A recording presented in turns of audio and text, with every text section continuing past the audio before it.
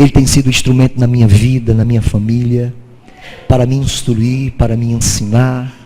Obrigado, Pai, porque Tu tens usado o Teu filho para onde ele tem andado. Ele hoje chegou lá do oeste, do Seridó do Rio Grande do Norte. Foi lá ministrar na vida daquelas pessoas. Assim como Tu usaste lá naquela cidade, Tu vais usar ele nesta noite aqui, Senhor. Nós estamos aqui com aquela terra que está arada, está preparada, pronto para receber a Tua palavra. E receberemos sim com mansidão, porque cremos na instrumentalidade do Teu Filho, e assim como Ele tem proposto em seu coração, assim será, para a Tua glória, para o Teu louvor, no nome de Jesus. Quem crê comigo, diga amém. Graças a Deus. Boa noite, irmãos. Que a graça de Cristo seja multiplicada na vida de vocês a cada dia. Para mim, mais uma vez, é um prazer estar aqui na igreja com vocês, congregando com vocês nesse dia. Como Paulo falou, né, a gente sempre que pode diz sim, né? A gente faz umas coisas assim, a gente está meio cansado, mas não existe cansaço quando a gente tem a consciência do dever cumprido, né? E ontem realmente a gente foi lá para Santana do Seridó, não sei se alguém conhece, tem alguém de Santana do Seridó por aqui? Eu acho que eu sou o estrangeiro que eu digo assim, que não sou daqui de Natal, mas acho que eu conheço mais o Rio Grande do Norte do que muito natalense, muito rio-grandense, mas é uma terra que a gente vive aqui já há 30 anos, já tenho esposa, filhos e muitos amigos aqui, e a gente tem aprendido a amar esse povo, né? E a gente está passando um tempo muito difícil, que eu acho que a gente precisava ver como é que anda o nosso sertão aí, que o Deus que nos colocou aqui tão bem acomodados, Ele é o mesmo Deus que quer alcançar tanta gente aí. E para quem não sabe, o sertanejo é um dos grupos a ser alcançado ainda, um dos 7 grandes grupos a ser alcançados é o sertanejo, por incrível que pareça. Então a gente tem um campo missionário muito grande aqui na nossa região, aqui no nosso quintal. A gente tem um lugar muito próspero para a gente colocar dinheiro, porque tem muita gente passando situação difícil, né? A gente, graças a Deus, quando vai para um lugar desse, às vezes fica bem acomodado, numa pousada, mas a gente vê que não é o dia a dia daquelas pessoas que ainda estão comprando água muito cara de carro-pipa, que é uma indústria.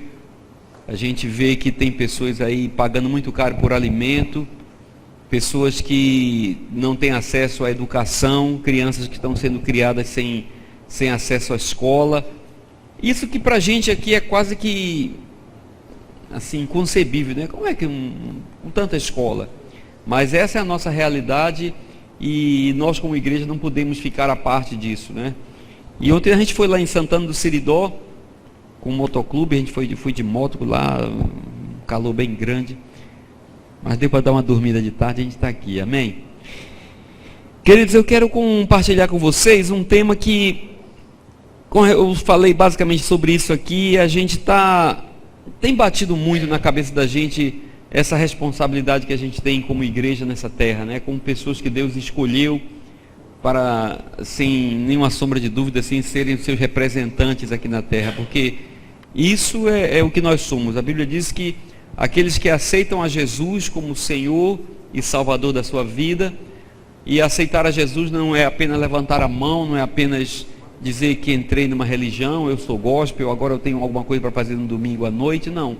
Aceitar a Jesus é aceitar a palavra dele, é aceitar o evangelho que ele deixou, é aceitar isso tudo que ele deixou para a gente como regra de fé e prática para a nossa vida. Isso é aceitar a Jesus.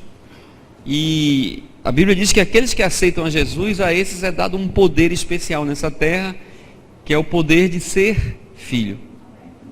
Amém? Então isso é um negócio que a gente precisa entender e valorizar, que nós temos um poder aqui nessa terra, que é o poder de ser, que eu gosto muito de falar nisso, que independente da nossa situação, da nossa condição, não tem quem consiga mudar essa coisa, né?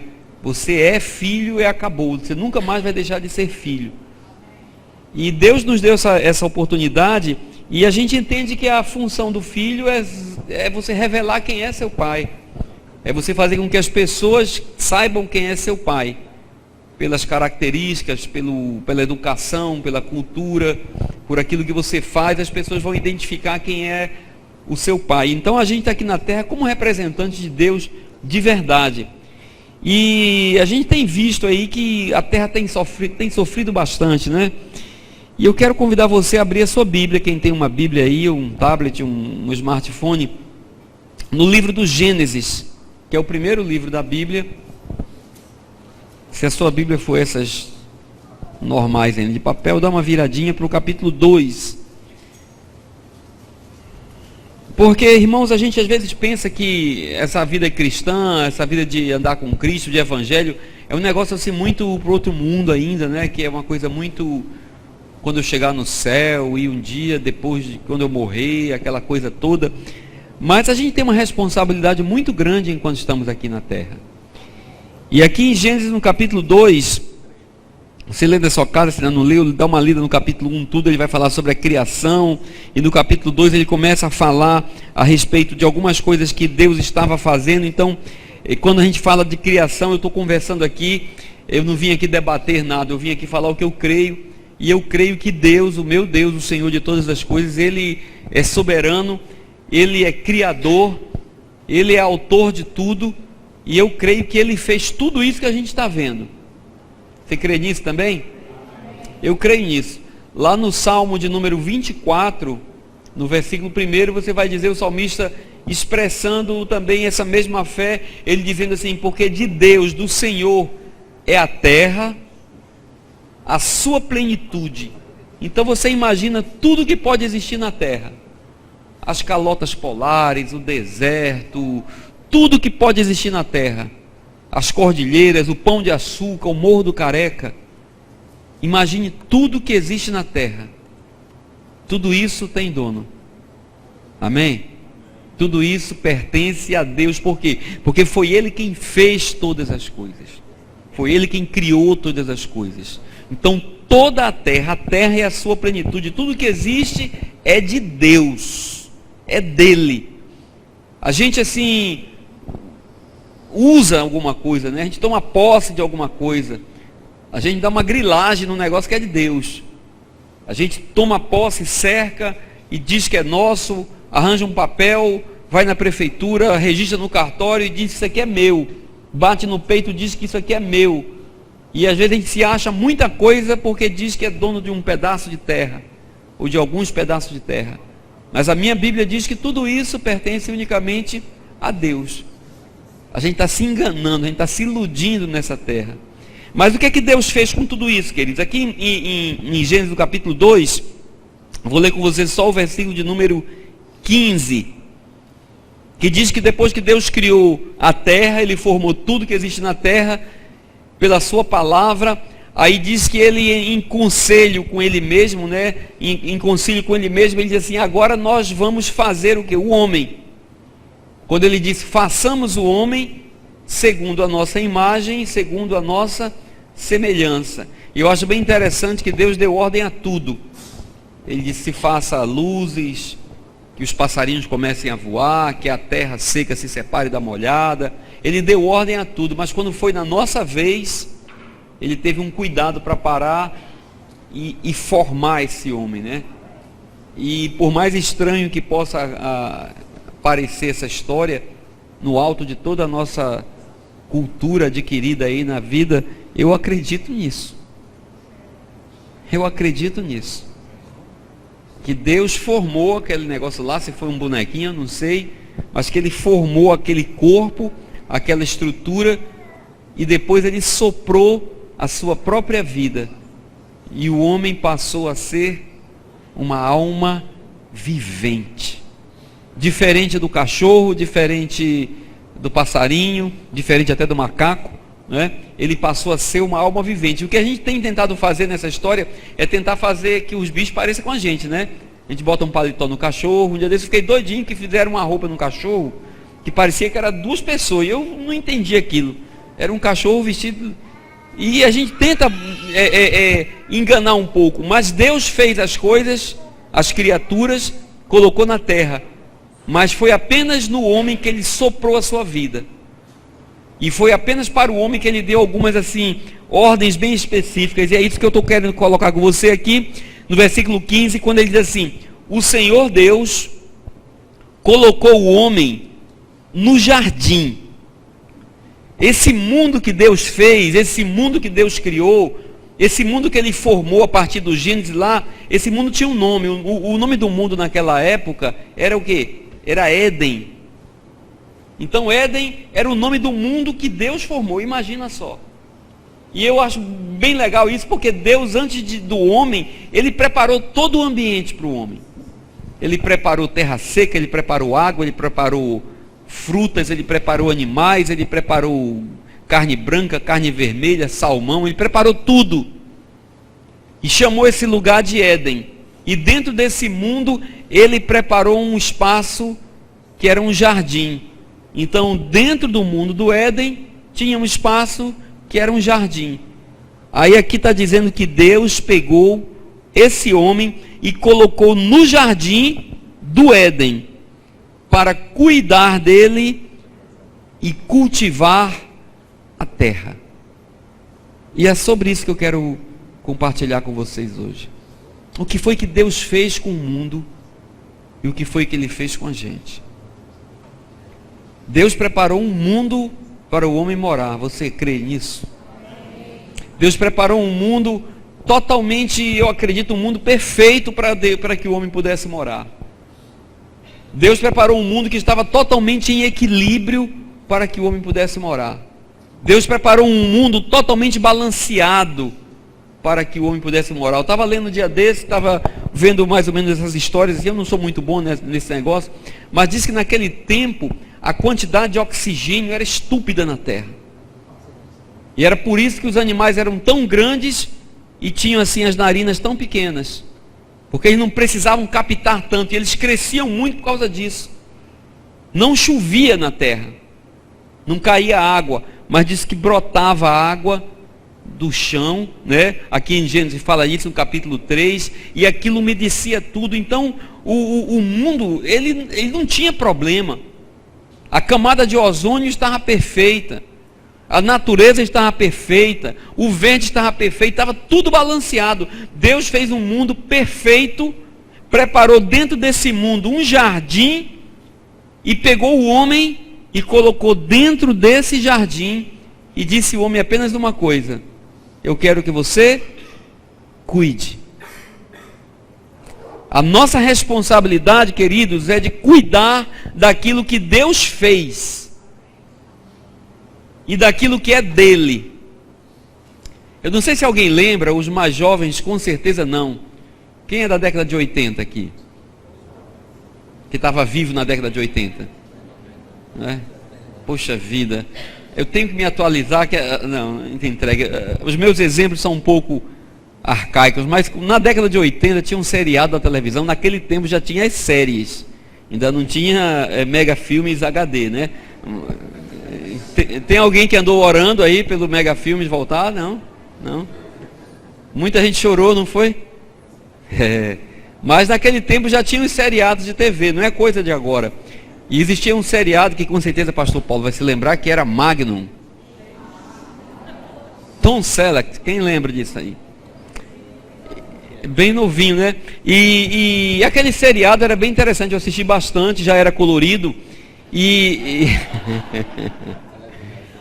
a história se passava no Havaí, na mansão de um cara que nunca apareceu, né? Ele nunca apareceu nessa mansão, mas essa mansão era administrada pelo Higgins, que era o mordomo da mansão. E o Magnum, não sei se vocês lembram, era um jardineiro.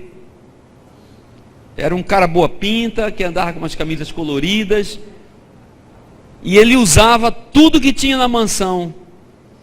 Ele usava uma Ferrari, não sei se era uma F40, ele usava uma Ferrari. E ele era investigador e o trama sempre era em cima de umas investigações que ele fazia, usando os recursos daquele milionário. E quem administrava tudo, quem era? O Higgins, que era o mordomo. Agora o Higgins tinha um cuidado muito grande com a mansão. Ele usava os recursos, o cara gastava, usava a Ferrari, usava o helicóptero, usava a cozinha, usava a piscina, mas ele tinha cuidado em manter aquilo, porque aquilo não era dele. Não era dele, mas ele tinha poder para usar aquilo como se fosse. Agora o interessante era que ele tinha cuidado. Depois você procura aí, em vintage séries, deve aparecer alguma coisa do Magno. E a gente fica pensando, queridos, qual é o nosso papel nessa terra, se não é de sermos os mordomos daquilo que é de Deus? Qual é o nosso papel nessa terra, que se não é termos responsabilidade? Talvez eu venha falar aqui de coisa que pode não parecer assunto de crente ou de igreja, mas de responsabilidade social com esse mundo que Deus colocou nas nossas mãos. Deus poderia ter pego o homem aqui e ter jogado o homem em qualquer lugar da terra. Como é esse negócio do Bear? Quem assiste o Bear aí? Né? Aquele cara que fica sobrevivendo aí. Como é o nome do negócio? É Duro, alguma coisa lá. Os caras jogam o cara nos locais inóspitos, no meio do deserto, no meio do gelo. O helicóptero está passando, ele cai lá e vai se virar para comer inseto. Deus não fez isso com Adão. Deus não fez isso conosco. Deus pegou o Adão e colocou o Adão, sabe aonde? Dentro de um jardim. Dentro de um jardim, não foi nem no quintal da casa, foi dentro de um jardim. E jardim é uma parte assim da casa, é uma parte que a gente precisa cuidar. Nenhum jardim sobrevive sozinho.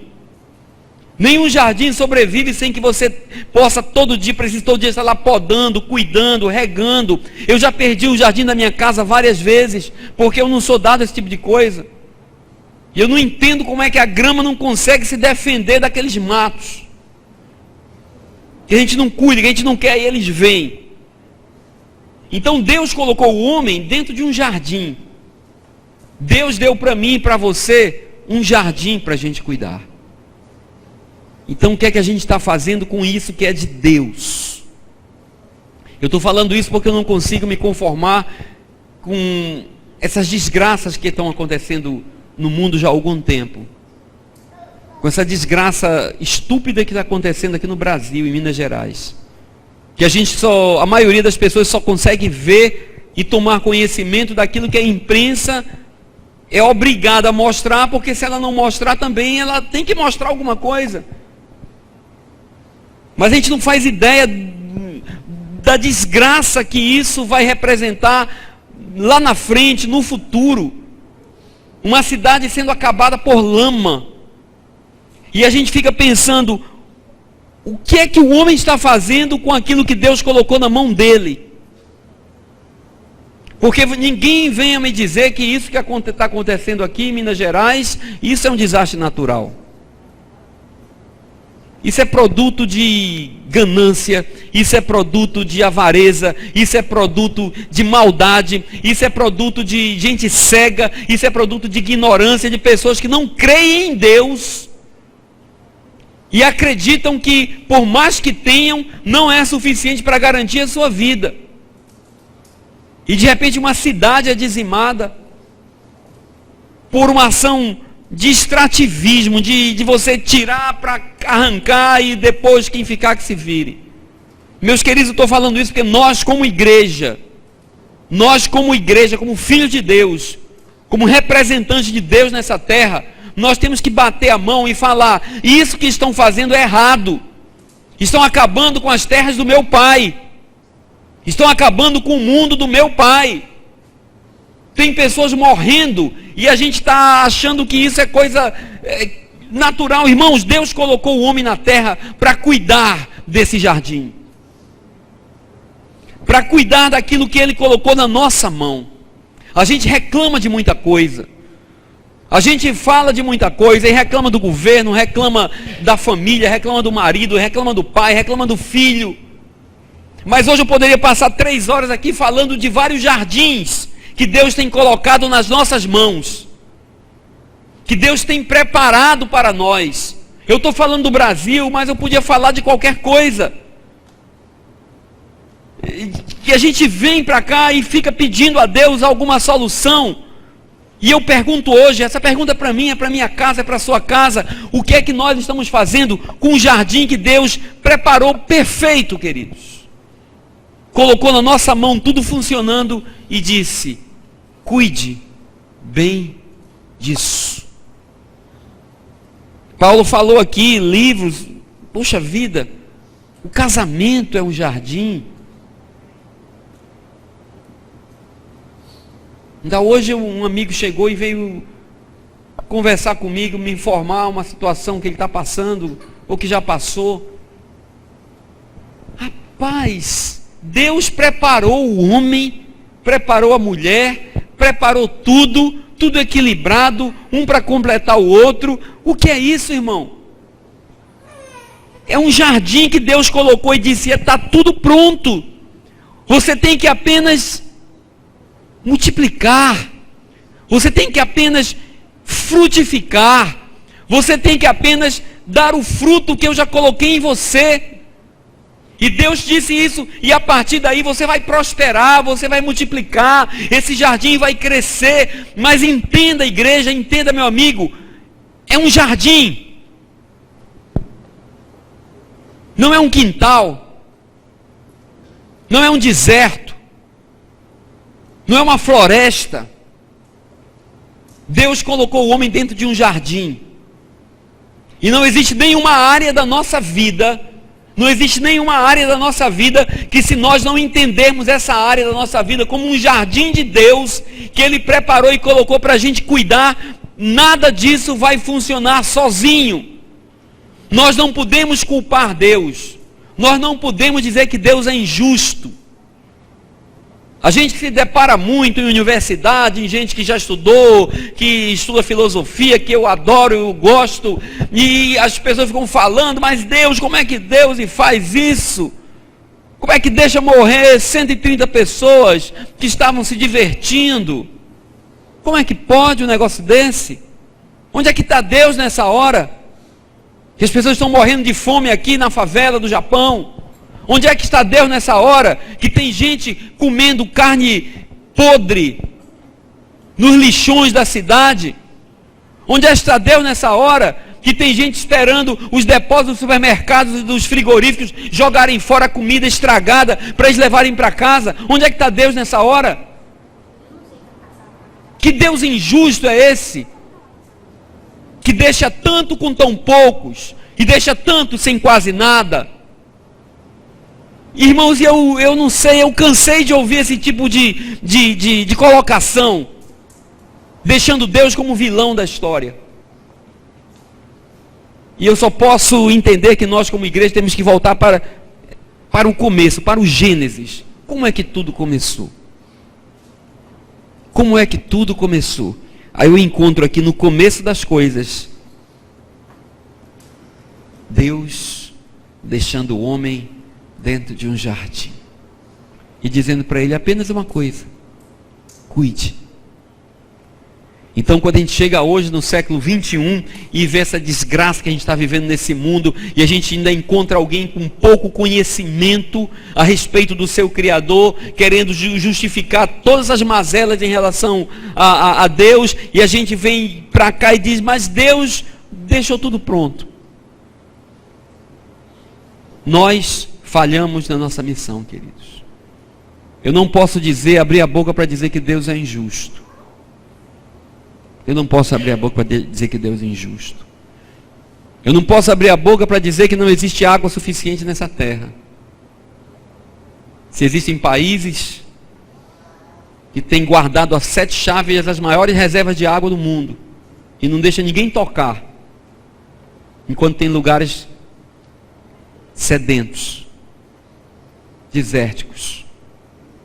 Eu não posso dizer que Deus não fez água para o mundo todo. Deus fez água para o mundo todo. Um país que tem grãos para alimentar 12 bilhões de bocas. A gente só tem 7 bilhões. E só 3 têm acesso a esses grãos. Quem é o injusto nessa história?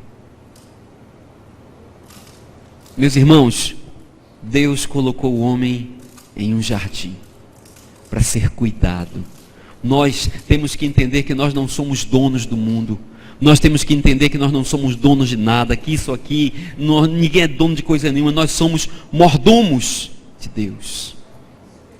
E aquilo que Deus tem colocado nas nossas mãos, o privilégio que Deus deu de colocar algumas coisas nas nossas mãos, não é para a gente ter isso como propriamente nosso.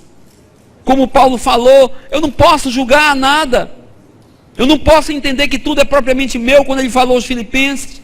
Eu não posso julgar que eu tenho direito a coisa alguma. Tudo isso é de Deus. Então, se por algum motivo, irmão, pergunta, por algum motivo, eu sou uma dessas 3 bilhões de pessoas que tem algum recurso na mão, que tem 4 grãos na mão, quando eu preciso só de um.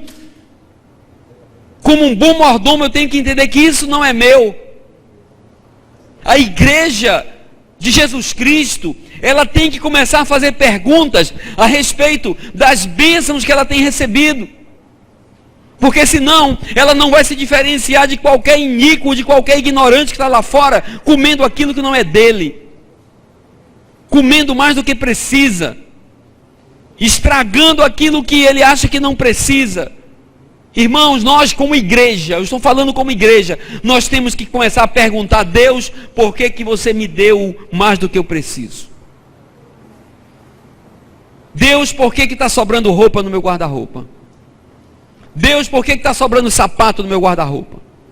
Eu não estou falando disso por causa de época de Natal, irmão, porque isso para mim é besteira. Isso é coisa do comércio. Eu estou falando que a gente tem que pensar nisso todo dia. Todo dia. Todo dia acordar de manhã e dizer: Deus, eu estou vivendo nesse jardim. Deus, me ajuda a ter responsabilidade com aquilo que você fez. Deus, me ajuda a cuidar desse jardim que você fez. E você começa a perceber, irmãos, que tudo isso é de Deus. Os filhos que Ele te deu, o casamento, os amigos, cuida deles, preserva eles, poda as amizades. Bota um adubo, cuida, porque Deus nos colocou num jardim perfeito, para que nós pudéssemos viver aqui de forma perfeita, e a gente está vivendo num mundo, está se acabando, e a igreja está calada. Os únicos que poderiam estar falando estão calados. E o mundo está aí, irmãos. A gente entrando em luto com a França, amém. Pray for France. A França, irmão, está precisando de oração. A Inglaterra está precisando de oração. A Escócia está precisando de oração. Não tem mais cristãos na Escócia. A Inglaterra, as igrejas todas já viraram museus, pubs. Ore pela Inglaterra, ore pela Escócia. Ore pelo sertão, ore por Caicó, ore por Currais Novos, ore pelo seu bairro. Eu tenho que pegar o meu Facebook e qual é a cor que eu vou colocar no meu Facebook? Qual é a cor da minha imagem no Facebook? Se está todo mundo precisando de oração, se o mundo está morrendo. Será que isso que está acontecendo aqui em Mariana não é Deus dizendo assim: olha, o país de vocês não estão entendendo o que é o país de vocês? O país de vocês é isso aqui, ó, tu. O país de vocês é um negócio que não tem mais forma. Irmão, a gente está voltando para o capítulo 1, para o versículo 1. A terra era sem forma e vazia. Era uma massa de coisa que não tinha forma, que apenas se mexia. Será que Deus não está dizendo à igreja brasileira: igreja, mostra para o país, mostra para os seus irmãos o que é o país de vocês? Será que Deus não está mostrando assim: olha, o país aqui é isso, ó. É um mar de lama que está escorrendo e se espalhando, e com toda a tecnologia que a gente conhece no século 21, ninguém consegue parar um mar de lama. Já pensaram nisso, irmãos? E eu fico vendo essas cenas e eu não sei se é problema meu. E eu fico dizendo: meu Deus, a gente vai em Marte. A gente já dividiu o átomo em frações de frações. E a gente não consegue parar um mar de lama. Será que essa é a história do nosso Brasil, queridos? Que se a gente sair dessa situação e trazer isso aqui para a nossa realidade, será que ninguém consegue parar esse mar de lama da corrupção? Irmãos, eu tenho que perguntar: onde é que está a igreja do Senhor Jesus Cristo? Aquela igreja cujas portas do inferno não prevaleceram contra elas. Parece que o homem não consegue parar essa lama, mas eu creio que a igreja pode parar. Eu creio que a igreja, quando assumiu o seu papel, entendendo que nós vivemos em um jardim, e um jardim que foi Deus que criou e deixou ele perfeito, equilibrado. Se tem alguém que tem que trazer o equilíbrio para a nossa sociedade, somos nós, irmãos. Somos nós. Temos que sair dos nossos clubes, temos que sair das nossas reuniões, onde a gente celebra aquilo que a gente acha que tem, e temos que lembrar que o nosso país é esse resultado. O Brasil é um jardim, talvez um dos mais equilibrados que o mundo já teve, que a gente tem de tudo aqui. Mas Deus está dizendo, é o que eu tinha dito, a gente tem que olhar essas parábolas do século 21. Deus falando através de parábolas, mais uma vez, mostrando para a gente aquilo que a gente não está querendo ver. Pessoas morrendo dentro de uma boate, a troco de nada. Homens ignorantes se explodindo sozinhos, sem matar ninguém. Irmãos, o que é que a gente está fazendo com esse jardim que Deus nos deu? Se existe alguém na face da terra que poderia responder essa pergunta, somos nós, a igreja de Cristo Jesus. Vamos falar dessa verdade na nossa casa, para os nossos filhos. Vamos olhar para a nossa casa hoje como um jardim de verdade, irmãos. Ontem eu estava conversando com uma pessoa lá no lugar que eu fui lá, a gente estava jantando, e ela me disse uma coisa muito forte, falando sobre os nossos filhos. Ela disse: Levi, a gente não está cuidando dos nossos filhos. E ela tem 2 moleques. E ela disse: e por que nós não estamos dando atenção aos nossos filhos? A gente não se acha no direito de cobrá-los. Irmão, isso é muito forte. Se eu não estou dando atenção, eu não me acho direito de cobrar dele nada. E eu estou deixando o menino crescer de qualquer jeito, porque eu estou ocupado com outras coisas. Eu estou ocupado trabalhando para comprar o tablet para ele, para comprar o computador, para comprar todas essas coisas. E eu fiquei pensando naquilo, e eu fico dizendo: meu Deus, dentro desse jardim eu estou deixando criar uma planta, se criar de qualquer jeito, e a gente sabe que tem que cuidar dela, tem que cortar. Quem tem filhos aqui, tem que cortar muita coisa, tem que arrancar os pedacinhos, tem que dizer não, tem que brecar, tem que segurar, tem que olhar para ele todo dia. A gente não pode se espantar com os nossos filhos, mãe. Pai, a gente não pode se espantar com o tamanho dos nossos filhos, de falar: menino, você está desse tamanho. Não! A gente tem que acompanhar. Quem tem que se espantar são os estranhos, as pessoas da rua. A gente tem que entender que os nossos filhos estão crescendo. A conversa tem que mudar, o tratamento tem que mudar, o diálogo tem que mudar, as exigências têm que mudar. Cuide, pais, desse jardim que Deus colocou na sua mão, da família, que é o principal jardim. Compra livro, lê livro, vai atrás, porque a gente não pode deixar a família parada, porque ela não vai se criar sozinha, ela não vai dar certo sozinha. Jesus falou dizendo que existe um perigo muito grande. E eu escutei já essa semana também um pastor dizendo um negócio terrível. Eu ainda vou conversar com ele, mas ele dizendo pelo amor que ele tem à obra, sabe? Ele disse: eu tenho até um problema lá em casa, e minha mulher me chama para alguma coisa, e eu não tenho tempo, porque eu tenho culto todo dia. Quando não é na sede, é na filial. E eu estava sentado e eu disse: meu Deus, e quem é que está cuidando desse jardim? Irmãos, Deus não quer isso. Se Deus colocou um jardim na sua mão, cuide desse jardim, cuide da sua família, regue a sua família, olhe todo dia, olhe o Facebook do moleque, fuça o celular dele, tira as senhas, proíbe as senhas. Menino que não pode comprar, que não pode pagar a conta, não tem direito à senha.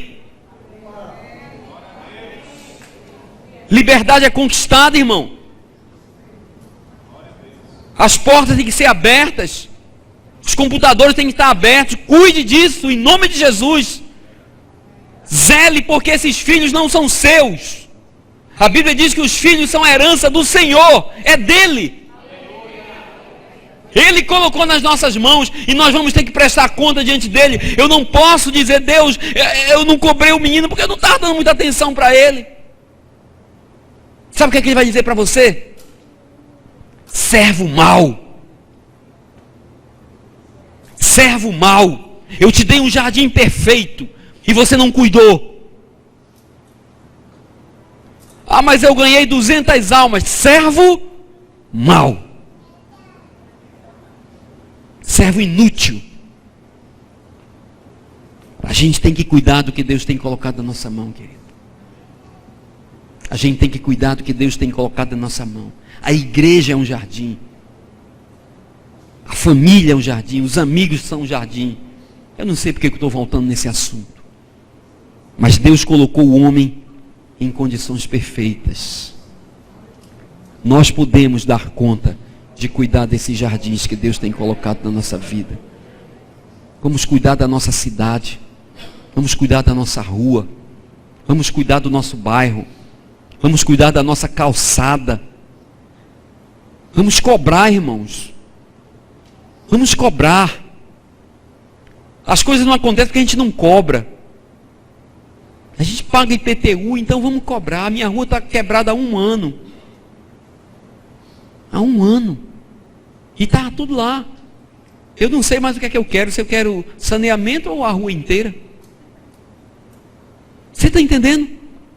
A violência, querido. Um amigo ontem tomaram na Jaguarari um expediente, ninguém procura mais no lugar. O cara foi com a arma e tirou a moto dele. Na Jaguarari durante o dia. Irmãos, vamos orar e pedir a Deus que nos dê coragem para cuidar desse jardim. Natal é nosso. O nosso bairro é nosso. Essa igreja é nossa. O Brasil é nosso. Vamos cuidar disso, irmãos, porque se nós não cuidarmos, tudo estará perdido. E acredite, um dia, o dono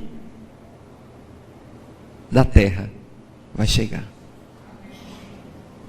Tem uma parábola, vou terminar com essa. Tem uma parábola maravilhosa que Jesus, ele dá uma aula sobre intercessão. E ele diz assim, olha, chegou o dono da casa, o dono da terra, e quando ele chegou, ele viu uma árvore que não estava dando fruto. Aí ele disse assim, eu vou cortar essa árvore.